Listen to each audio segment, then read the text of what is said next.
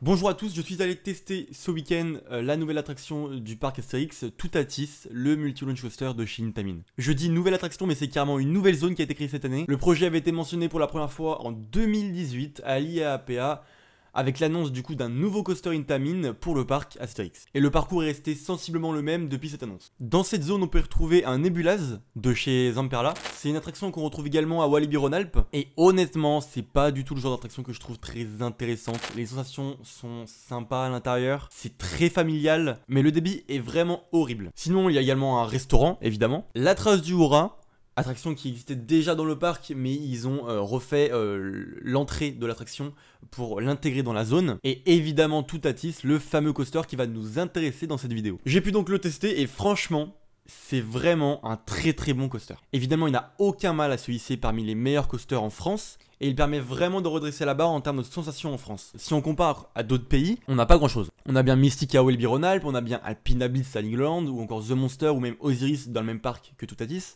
Mais rien d'hyper sensationnel quoi. On est très loin d'un Shambhala, d'un Taru ou encore un Untamed. Et bref, avec Toutatis, on a le droit à un vrai bon gros coaster à sensation en France. Et c'est pas plus mal. Il s'agit d'un multi-launch coaster, mais avec une particularité. On a le droit donc à un triple launch qui permet de faire la transition entre la première partie du coaster et la deuxième. À la fin de la première partie, le train arrive donc sur un aiguillage qui va se faire sans même que le train ait besoin de s'arrêter. Et ça, c'est clairement pas anodin. Quand je parle de launch, je parle d'accélération. C'est le moment où le train se retrouve propulsé pour ensuite finir son parcours. Le train se propulse d'abord en avant pour arriver sur la première grande montée, ce qu'on appelle le topat.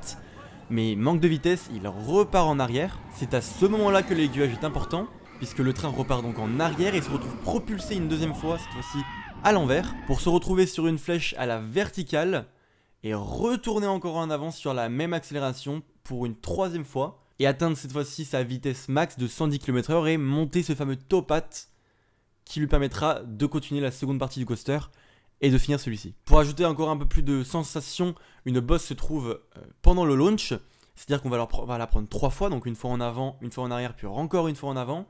Évidemment, toujours plus rapidement, donc toujours plus fort, et avec toujours plus de sensations. Et quand on la prend pour la 3e fois, vraiment, on se prend un éjecteur de malade. On a vraiment cette sensation d'être éjecté du train, et c'est incroyable. De là, il pourra continuer la seconde partie du coaster, très intense, à pleine vitesse et à ras le sol. Le train enchaîne plein d'éléments super sympas, sans une seconde de pause. Tout s'enchaîne extrêmement bien et évidemment sans aucun à-coup, il est extrêmement fluide. C'est vraiment agréable à rider. Je vais vous donner quelques stats histoire d'avoir une idée de la bête. 51 mètres de haut pour du coup une vitesse max de 110 km/h. Le coaster comprend 6 launches, alors 6 accélérations. En réalité c'est un peu exagéré parce que le second launch, celui qu'on prend donc 3 fois, est séparé en 2 parties et il le compte encore en double. C'est un peu bizarre, mais moi franchement je le compte plutôt comme un seul launch. 3 inversions, l'angle de la première drop, donc juste après le topat, se trouve à 120 degrés, soit plus que la verticale. Le parcours fait 1075 mètres de long, mais en comptant les parties en arrière, on arrive à 1361 mètres de long. Ce qui est franchement très raisonnable pour un coaster. Et tout ça pour avoir un total de 23 airtime. Les airtime, c'est ces moments de flottement ou même d'éjection. Quand on se trouve dans le train, on a vraiment cette impression de flotter ou d'être éjecté en fait du train. C'est ce qu'on appelle les airtime, et ça peut arriver à plein de moments, durant des inversions ou même des bosses, en particularité sur les bosses. Mais c'est une sensation qui est en général très recherchée par les passionnés des parcs. Évidemment, c'est une première mondiale, d'en avoir 23 dans la même attraction. Couplez ça à des accélérations quand même vachement intéressantes, surtout la première qui m'a surprise de fou, parce qu'on arrive en sortie de gare, pour un premier launch, je m'attendais pas à grand chose, et en fait si, il est quand même vachement punchy.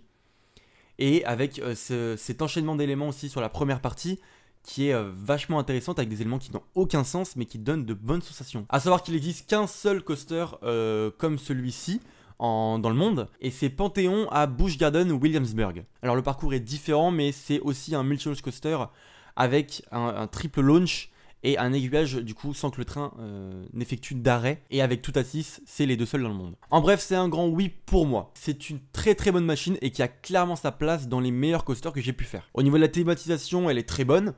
On se retrouve au festival de Toutatis qui se trouve être un dieu dans l'univers du parc. Les décors sont très boisés et je pense que vraiment la zone prend une autre dimension en été quand tout est fleuri, et c'est vraiment là qu'on verra le plein potentiel de la zone. Avec les arbres encore sans feuilles, c'est un peu triste, un peu tristoun, et j'ai vraiment hâte de voir ce que ça va donner cet été. La gare est tout aussi sympa, que ce soit à l'intérieur ou l'extérieur.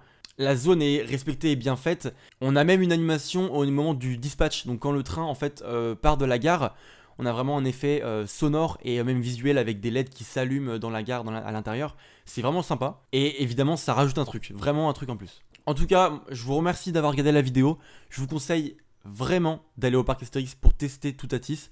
Ça en vaut le coup, ça en vaut le détour vraiment, honnêtement. Je compte clairement retourner au parc dès que possible et je vous conseille de faire de même. Je vous invite à vous abonner si la vidéo vous a plu et si ma chaîne vous plaît.